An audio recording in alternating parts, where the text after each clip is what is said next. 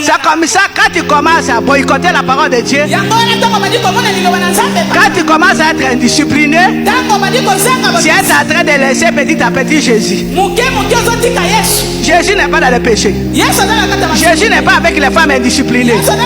Jésus est avec les femmes qui sont venues, qui ont compris la parole, qui sont entrées en profondeur, qui se sont révoltées contre un système satanique, qui ont combattu selon les règles.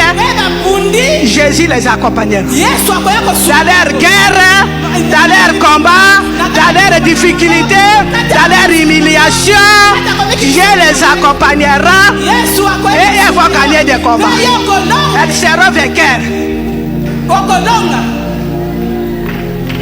Non, il n'y a pas d'eau à donner. Il n'y a pas d'huile. C'est seulement la parole.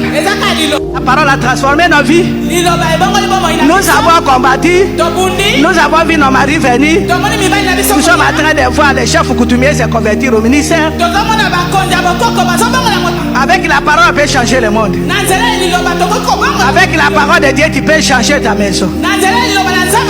Ça dit l'application de la parole de Dieu. La Bible dit si vous obéissez à la parole de Dieu, si vous mettez la parole de Dieu en pratique, vous serez supérieur. Deutéronome 28. Vous serez supérieur aux autres nations. Toutes les familles qui t'environnent, les clans qui viennent te combattre, tous ceux qui se lèvent contre toi, si vous obéissez à la parole de Dieu, si vous mettez la parole de Dieu en pratique, vous serez supérieur au mandat, vous serez supérieur au clan satanique, vous serez supérieur à tous ceux qui viennent te combattre. Voilà pourquoi nous sommes venus au combat. Et nous sommes en train de vous prêcher le combat avec nos expériences.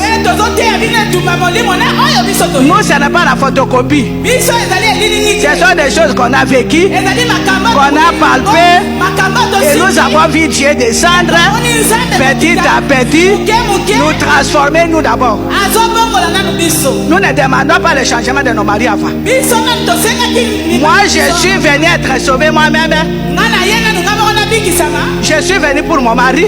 La cause, c'est mon foyer. Mais quand j'ai écouté la parole, j'ai changé maintenant la façon de voir.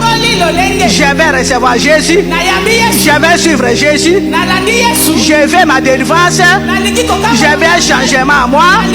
Lorsque l'autre verra que j'ai changé, que tout ce qui était compliqué à moi c'est parti, il viendra acclamer la parole de Dieu. C'est ça le ministère. Et nous avons vu le monde entier courir à cause de cette parole.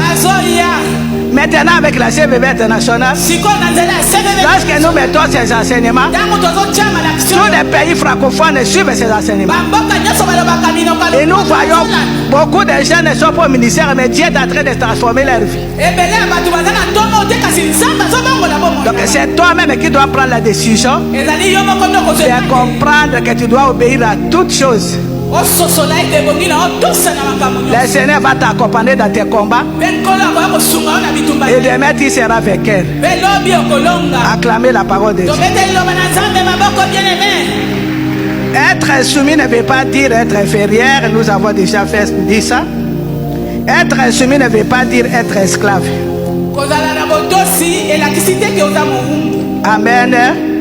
Si la Bible dit ça, c'est par rapport au respect à son mari. Amen. Quand on dit soyez soumis à vos maris, la Bible veut dire tellement l'ordre établi par Dieu.